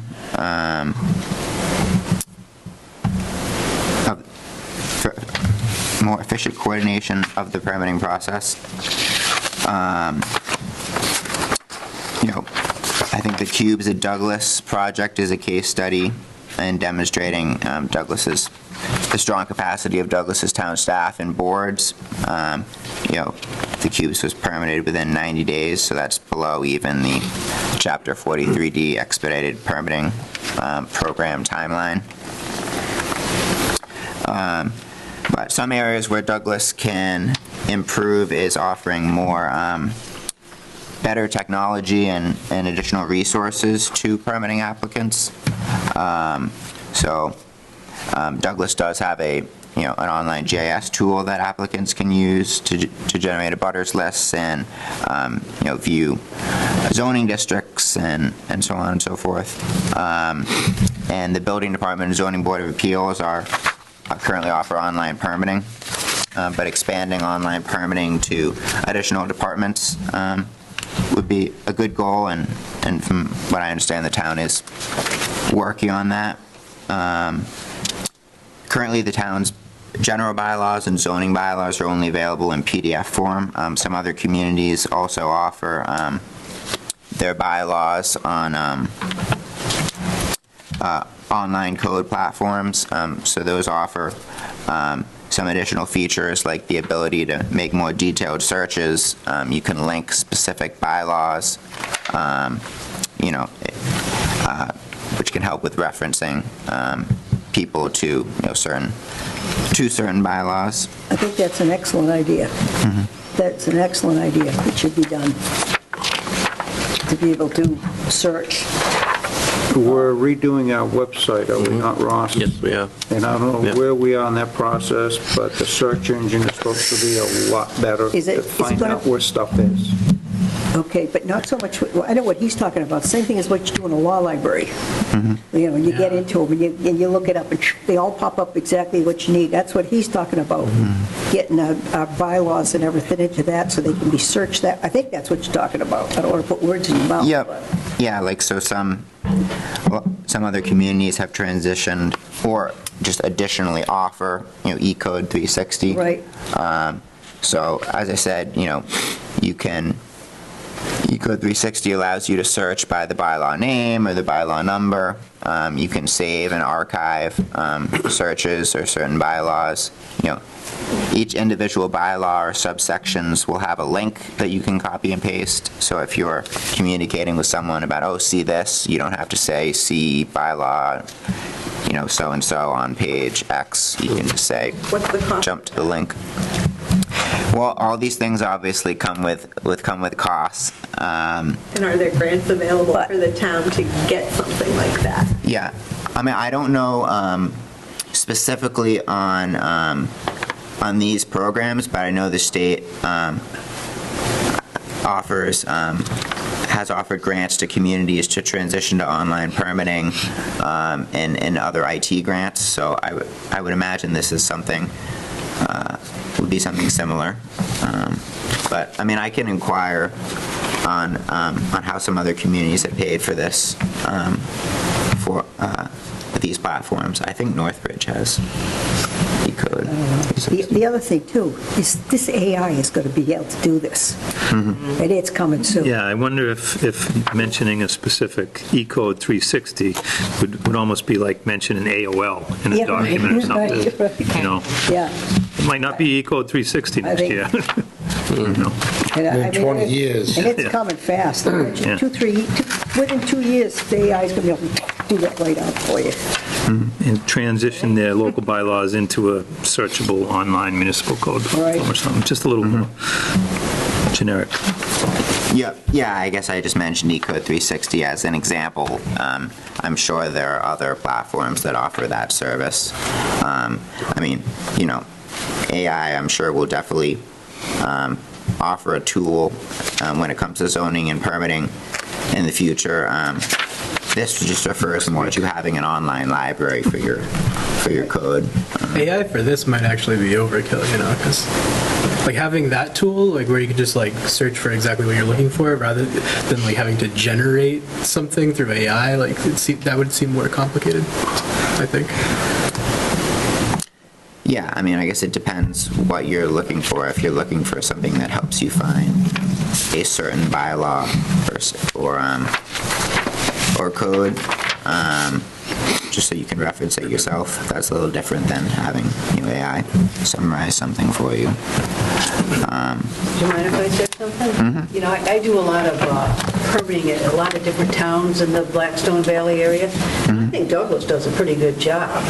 You know, I know everybody wants this online permitting, you know, and sometimes towns can go too far, and it gets very frustrating for a lot of, you know, applicants where everything's online, They can't even talk to anybody. And you're not everybody's computer savvy where they can upload all this stuff. And I think, you know, Douglas, and I have no problem in Douglas finding any of the regulations or the bylaws.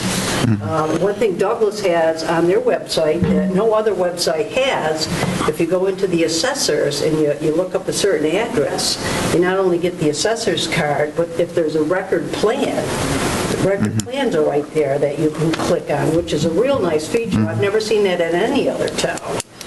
So, and then the technical review meetings that are, you know, great for applicants to come in. So I think Douglas is kind of, it's a mix of online and, still has that personal touch, and I think that's a plus, in my opinion. Yeah, I think Margaret's right. I recently had to do something with conservation on my property, and I was going out of my mind. Finally, I went downtown, and I said, what can I do? I can't get this thing through, as you can see, because I couldn't vote. Anyway, they took care of it for me in about 2 minutes, So I think she's right. We do have some good people that work in the town hall that are helpful. We don't want to get rid of that, but the online thing is pretty good. And then I know a little further on, you had mentioned too, where, you need a list of what's required.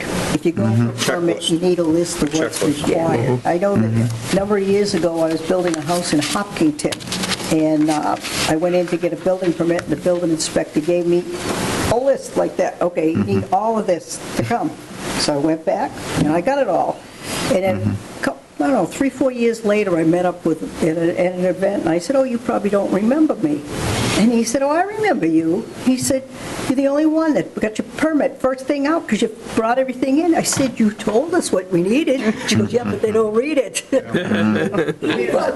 So back to that checklist, because I know on the ZBA, we had a conversation with the building inspector, because a lot of times jobs will go through the ZBA, the planning board, and the Conservation Commission. So he's trying to get them all, coordinated, and he was going to come up with a checklist. So that when these people come in, the developers for whatever, here's the checklist, and go through all the various boards kind of at the same time. Right. So, yeah. Even something like that, new website or updated website, the building department page just has that stuff clearly laid out for people. Doesn't need to be online permitting, just needs to be like, here's what you're doing, here's what you need to do. It just needs to be better laid out for people to understand. Keep it simple, stupid. Make it so people simply understand it. What they need, right. Because back when I was in Hopkinton, online wasn't that. Like I said, the problem is right now, everything is too complicated to try and figure out. There's too many, goes this way, goes this way, goes this way. Yeah, you're right. Instead, just make it nice and simple. Yeah. Yeah, I certainly don't mean to insinuate that Douglas's permitting process is problematic or anything. I guess the thought behind this finding is, never good to rest on your laurels. Always look for ways to improve. On the topic of online versus conventional or paper formats, we'll see it in the action item that comes up on this topic. But I did recommend retaining an option for people who may not be comfortable using online permitting, whether that be staff can write things up for you if you give them the proper information, or retaining a paper form option. I think online permitting is a preference, but I do think it can offer some efficiencies. For example, I hear from town staff anecdotally that a big problem is people submitting incomplete applications because they miss certain information. Online permitting can help with that, by not letting people press submit until they, upload everything. It can also help town staff, and applicants with transparency. You can see where all the the status of different permits are, stuff like that. But I realize that, it also requires, training people on the online permitting system and getting people familiar with it. I think most people are going towards online. I just don't think that the paper, doing it on paper is realistic going forward, And just from historical maintenance I know I spend a lot of time on these permit portals researching permits and things for homes that are being sold, and it's very difficult to find this information, and then taking up time at these towns of, I need to research this and that and the other thing, but there have been towns that have lost all of their historical records due to flooding or other natural disasters, where I know in Uxbridge there was a situation where they lost years worth of documents, so there's no record of permits and things. So the more that we can get them in some kind of a portal, I think the better it is, whether people choose to use it or not.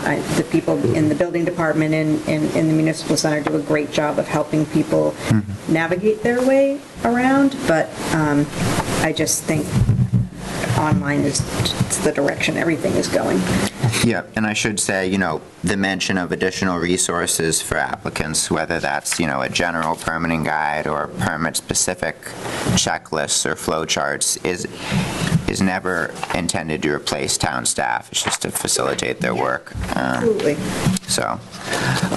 Point though about, paper taking up space and storing, like that's something we talked about in the town services chapter a lot, was the lack of storage space in almost every municipal building. Go upstairs. Yeah. I don't want However, the archivist does have to say, digital files can be corrupted, they can also be lost, so having paper backups also are not always the worst thing.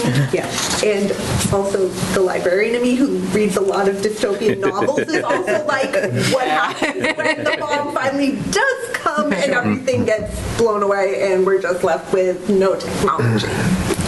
I'm just saying, those are my two, so paper's not always the worst thing. There needs to be a way to have, you need to be able to have both of them. We know what Leonardo da Vinci did because he did it on paper. And honestly, the most, I despise it more than anything, microfilm is the form of technology that is going to outlast everything.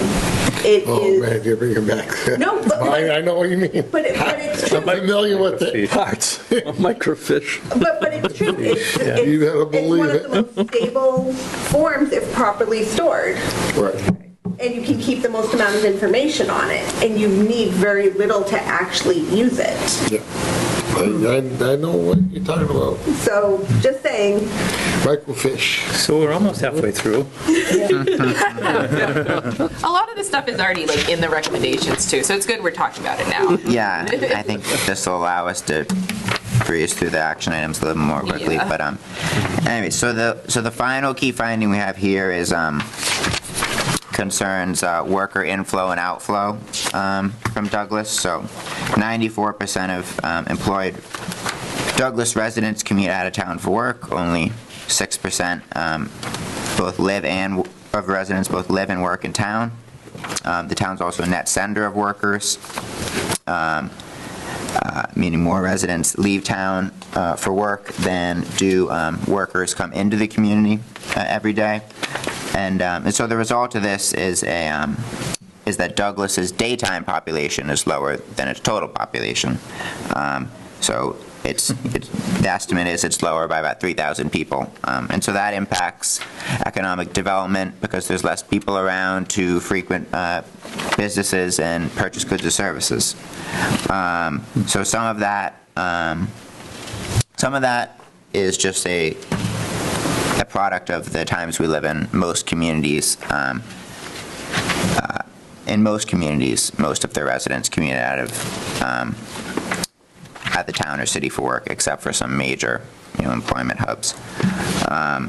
But it can also be somewhat attributed potentially to misalignment between the jobs that residents hold and the jobs that are available in the community. And so the chart on page 15 shows a comparison between the jobs that are available in Douglas and the jobs that residents hold. Now, does this include, how would it handle work from home? Yep, so I'm not sure if people who work from home are excluded from this number, if they're included in the residents who live and work in town. But I can look into that if you're curious.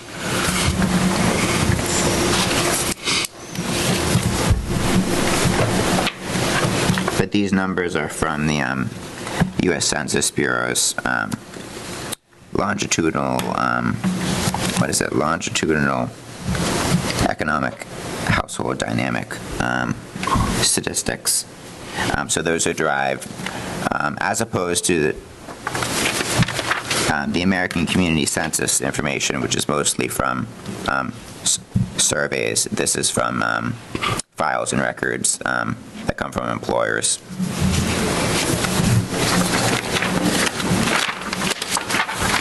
All right.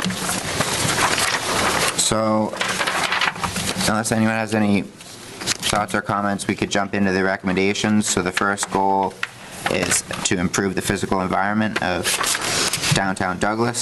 So action item 1 concerns gateway treatments and wayfinding signage that we talked about in the second key finding.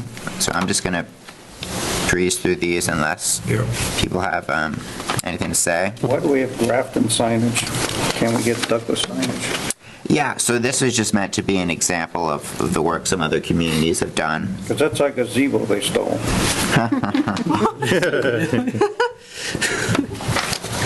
Yeah, I mean, if you would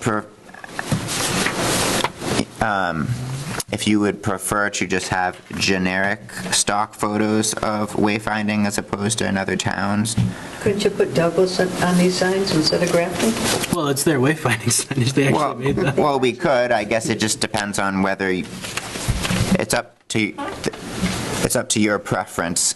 You know, if you don't mind something experimental going into the master plan, that's fine. You know, I guess I didn't want to throw in a design that had been scrutinized into the master plan and then have people say, you know. Yeah, but this is an example of something that's actually in place already, right? Correct, Yes. but it's all Grafton. Is there, Millbury's got a good downtown, the shops. Can we use a Millbury sign? Oxford's got a good main street. Yeah, a few more examples. A few more different town examples. Sure. Not all Grafton. Yeah. Yeah. Fair. We could definitely do that. Don't we have a sign somewhere that we could use for Douglas? There's got to be a sign somewhere in this town. Right? Well, Douglas's Conservation Commission has those wooden signs that says Douglas Conservation Land. How about the Orchards? The Orchard's got those wooden signs. Those wooden sign up. One near the common, Yeah. there's one by the church. Yeah. Just, yeah. That's true. We got one of them. Yeah. Those tend to age very quickly, though. Yes. Yeah, that's the problem.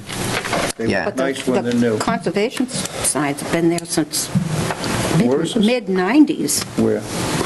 There's one on U Street, there's one on Manchog Road.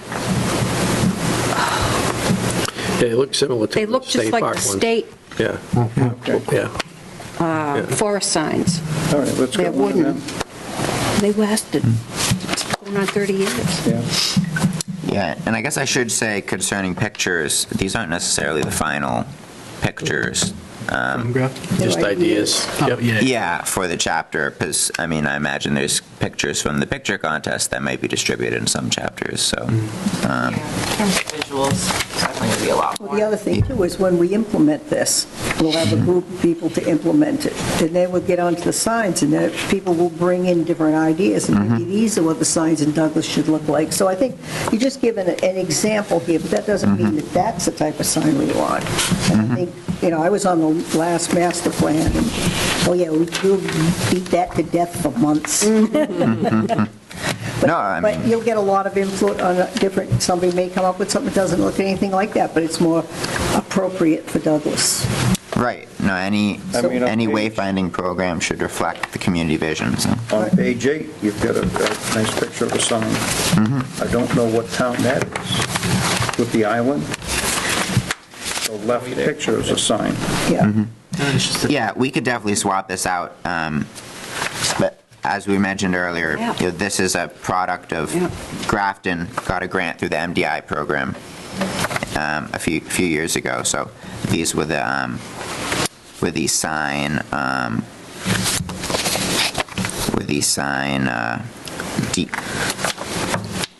can't think of the right word, were the sign details or designs that resulted from their program. We don't have to worry about a parking sign, we don't have any. We just put a red circle and a line through it? No parking? Oh, we're missing the tunnel sign. Hey, right? Just a big black circle, tunnel, with a light at the end. A little light at the end.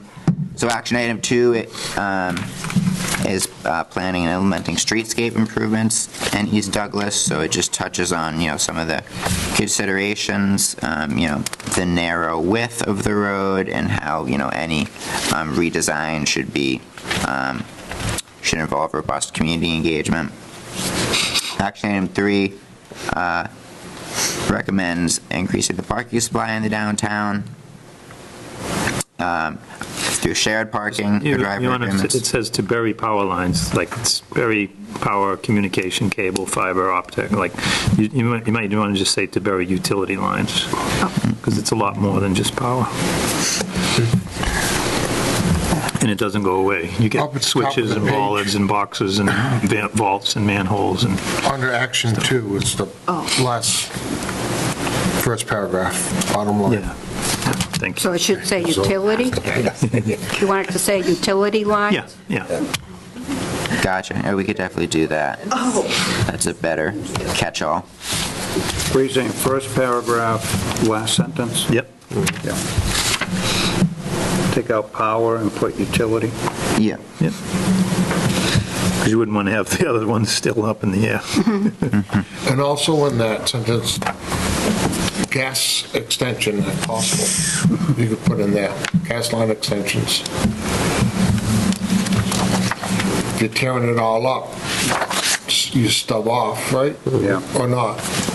You put in the main trunk and you stub off if the road's all dug up. If you get the street open, it's Well, time to do it. This action 2 is for Streets. streetscape. Streetscape, yeah. Yeah, but you do your bottom first, and then you do the surface. It's like Depot Street, we put in the water main, Yeah. branched off to all the houses, and this You spring. don't go put on the final coat of paint, then go put the primer back over the top. Yeah. What you're saying. Yep. Do the dirty work first. I think natural gas is a utility, so it's included. Okay. Yeah, that's a good Leave point. it there. Yep. And there's no overhead in natural gas. And today's- Hey, Mike, what do you think of bump outs? Don't get me going. I say this. We covered that in the transportation chapter. Talk to the highway guy. Yeah, I was gonna say, They just love them. Especially in downtown Douglas. Yeah, right.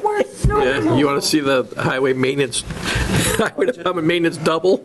Yeah, right. And have a tree planted at each bump Yeah, out. they look pretty, it It's ain't pretty, but functional. that's about it, yeah. That's where it ends. 24 inches of snow, you can't find them. Yeah. Nope. You will in the spring, because they'll be piled up. Somebody, go through somebody's window. Let's see. Yeah, so 3 was increase parking supply through shared parking or driveway agreements and new public parking. As I said, there's a informational graphic that we can add there just to visualize what we're talking about with the shared parking or driveway agreements.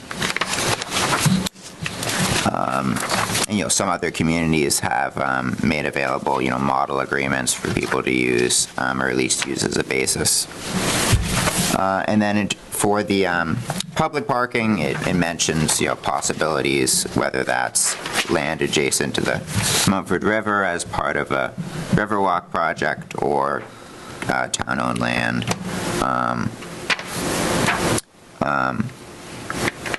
On a school, I don't even know what CG stands for. Court? School court, yeah. Is that actually a street? I don't think there is. I think even they meant Gleason Court. Yeah. Yeah, maybe it was Okay. differently labeled on Google or the GIS. Yeah. Said it's not school, but it's Gleason.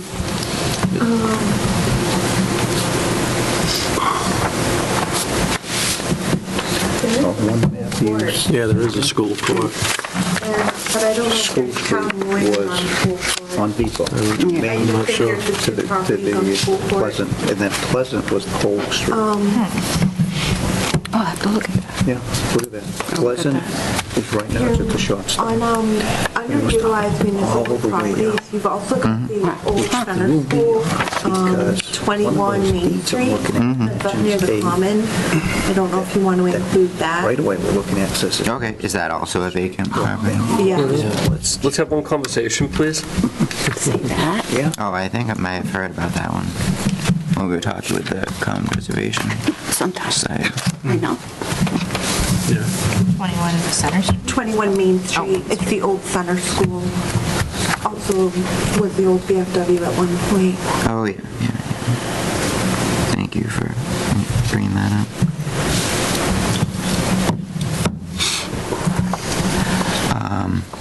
Yeah, so action item 4 is returning underutilized municipal properties to productive use. So this covers the Douglas Grammar School and also made mention of the former town landfill. Obviously, you know, there are limitations to what you could do to closed landfills. You know, you can't disturb or excavate the cap, but there are many case studies of landfills being reused for solar facilities or even some more ambitious uses if you had a buffer between the cap.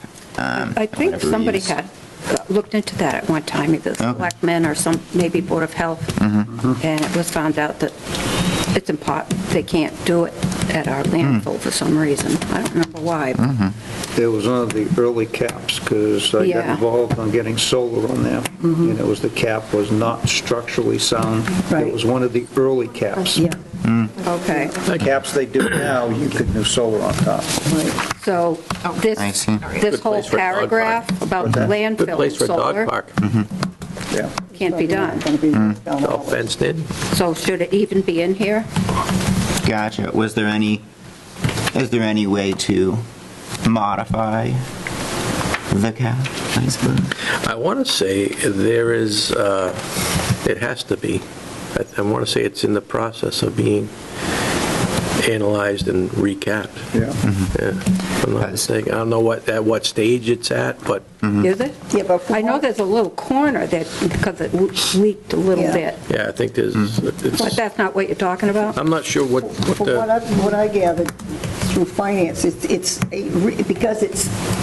it's holding water, because it's sunk, they're going to do a regrading. Yeah, that's And what I that's thought. about it. I don't Yeah. think they're getting into the, really Recapping it. which is recapping it. Yeah. Like So regrading they're it. not going to be excavated, they're going to be Adding it. adding to stop it from, I always thought it'd be a good place for people to bring their dogs and just let them run. that might not be a know? bad thing. The dog could walk around Also and run into the, component. Right. Do you want me adding that to the open space chapter? Consider that? That might be the best thing for You it. know? That might be about the only thing to use it for. And it's got a fair amount of fencing around it already. Yeah, that's great.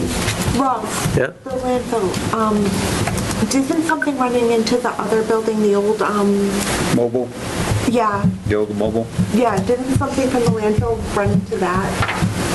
Yeah, there's a brook coming out of there. Yeah, but I meant something, A leach. Yeah. Leachate. Not that I know of. Yeah, there's a corner that's getting wet, and they're in the process of fixing that. But that's not leaching. They don't know where the water's coming from. And it's right at the base of the, Bubbler. a corner of the cap. Yeah. Yeah, no, when I put this item in, I knew it would need to be vetted, but I just thought it would be good to generate some conversation around it. Is there anyone I should talk to get the specific details? I mean, even if it is an ambitious project, if it is, something, if it is land that the town would like to return to productive use, I mean, this is the place to mention it if, it would require future grants or things like that. Right. So anyone I should talk to get, The Board of Health, the specifics. they're in charge of it. Yeah, and if they don't know the specifics either, I'm sure they can lead you in the direction. I just know there was talk about, I'll call it recapping it, but I don't think it's actual recapping. Yeah. I think it's kind of fixing the, like you say, the settling and whatnot. I think they try to keep the grade at 5% so it runs off. Because if it doesn't run off, it runs through. Right. Yeah. Yeah. Yep. And some real funky stuff in there. From years. That's what I'm and years thinking, like, ago. if there's puddles, I don't know if we want the dogs drinking from there. You gotta remember too, back in the day, all the old farms, every farmer had their own dump. That's true. I don't care where you go. Yeah. So, I mean, I understand what you're saying, but remember, Best every bottle piece- picking. every piece of property that was a farm in this town had its own dump. Yeah, right. Yeah. You know what, they didn't package everything the way they do today, so you didn't make as much trash back then. No, I understand, but It was compost. I'm just saying, it's talking about, Yeah. you're talking about a dump, but everybody had one. So do you say it in a way like repurposing the landfill will require multiple agencies to contribute to the plan or something? Because, Agencies and studies. yeah.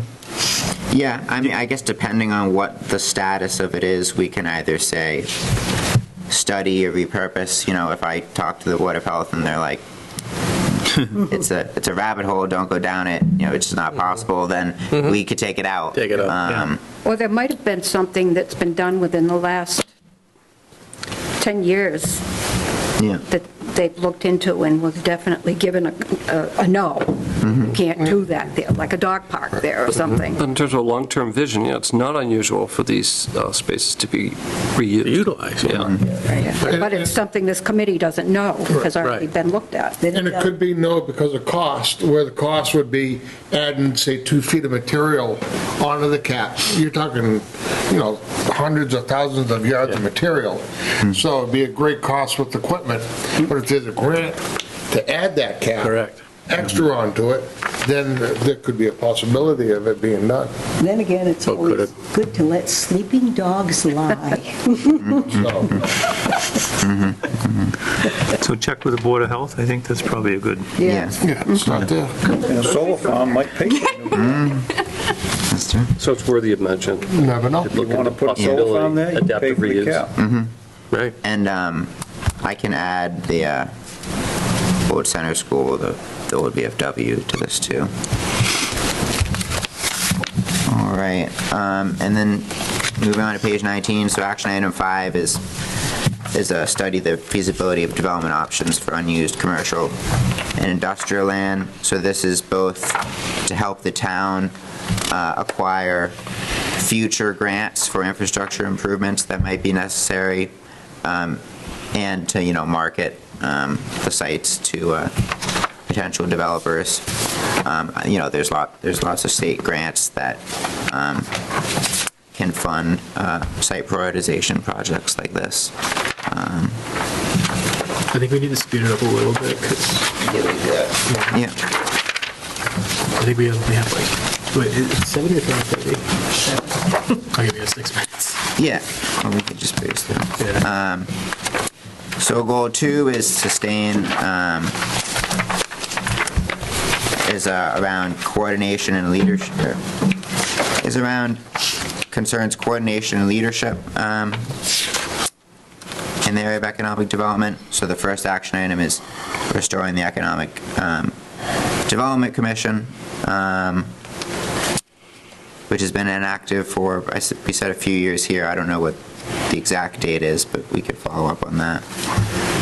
Soon It is to be becoming- activated. So we are actively reconstituting it. Right. Okay. Yeah, very soon. So would we change it then to like, yeah, because there's some good information here, I just like I would want to, like, how could we modify it? It's just a matter of changing one verb. We can think about Say it. enhance, I mean, I Yeah. think a lot of people don't even know what it is, you know? Yep. Yeah, we can change that. Swap out the restore there.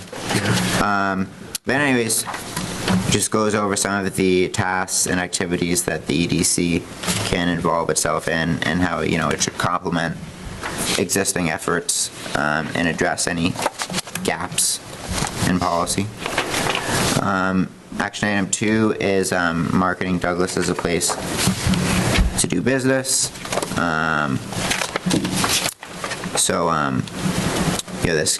The Douglas EDC has a web page right now that has some good information, but that can be improved and enhanced. Rushing through this, why don't we take a vote? So this mainly covers, media and materials to Douglas Market. To Market Douglas is a place to do business, both for prospective visitors and prospective businesses. Would you like more time to go through this? Do you think you'll need more than just putting you under the gun here and saying, be done in 5 minutes? If we do, the committee would have to extend the length of the meeting. I mean, unless people want more time to consider the action items, there's only one. You got 1 minute. I make a recommendation, a motion to extend the meeting up to 15 minutes. Okay. Just so we don't rush through this stuff. Second that motion. Sure. Motion made by Bob, I think it was seconded by Michael.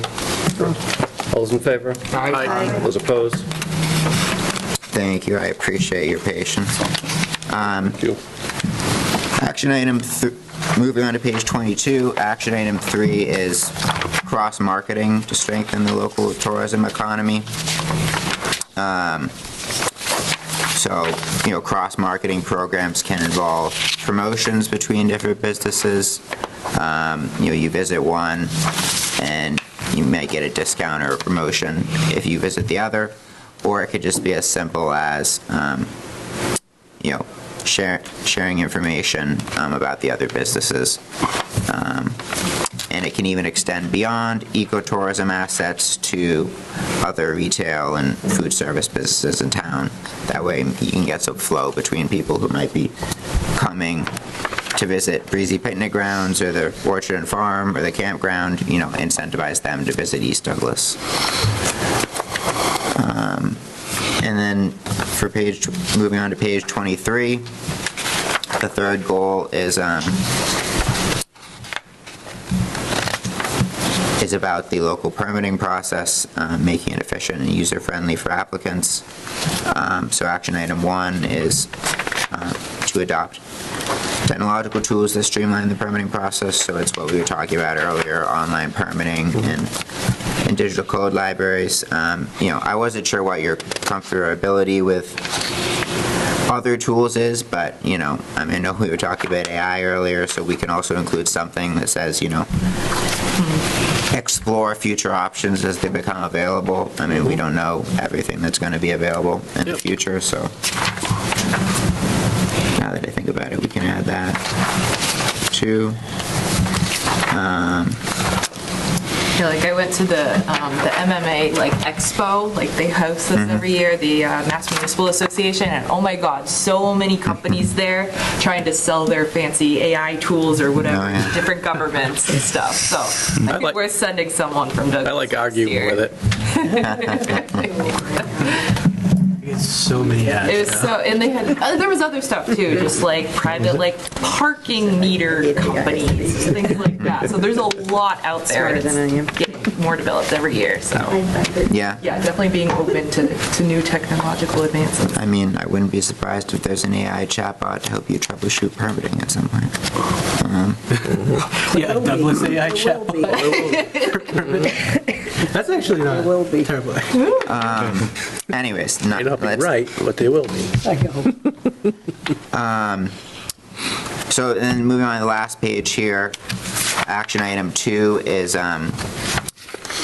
create and update permitting guidance resources. So that can include a general permitting guide and also permit-specific resources and checklists. For example, if you're opening a food establishment, you have to go through the plan review and then the inspections to get your permit. But you might not be able to get your permit until you get your certificate of occupancy from the building department. So just to lay out stuff like that so people can understand it a little better. The process, yeah. So this is just a example of a flow chart from a permitting guide CMRPC did for the town of Charlton. And permitting guides come in different, forms and flavors. So, it could be very brief and to, a little longer.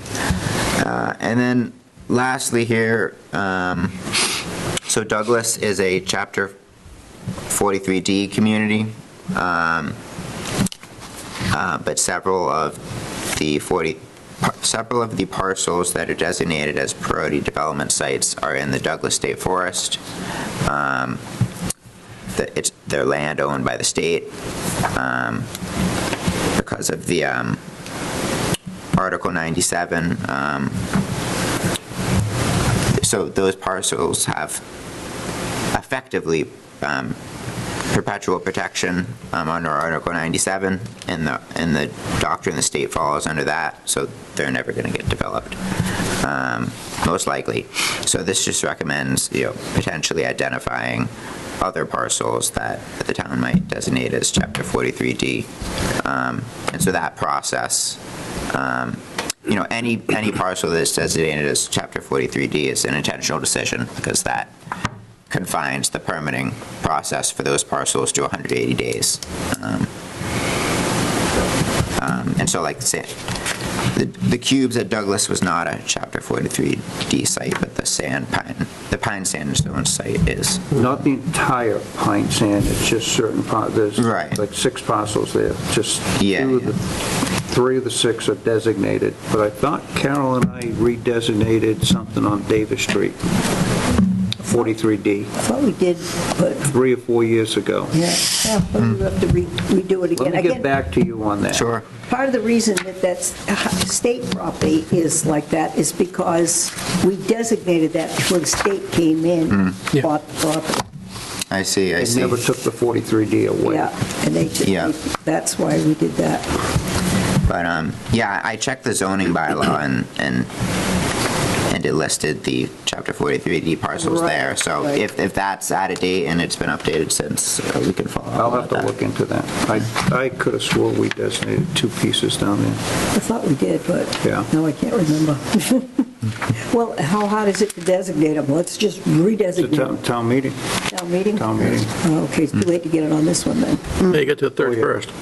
What's that? That's it, you got to the 31st before we close the warrant. That ain't happening.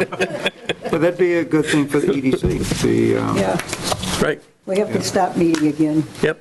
I think what it is, you're on this, I'm on like 4 other things, but they're all kind of wearing down, so now we can get on to EDC again. We have a new member, so. Well, the 3 members that are sitting in this room, I won't mention any names, but I think we need to change our meeting notification, because right now we meet jointly with the planning board for quorum, because the planning board members. A 4th one in the audience would do a quorum. The EDC already has a quorum at this table.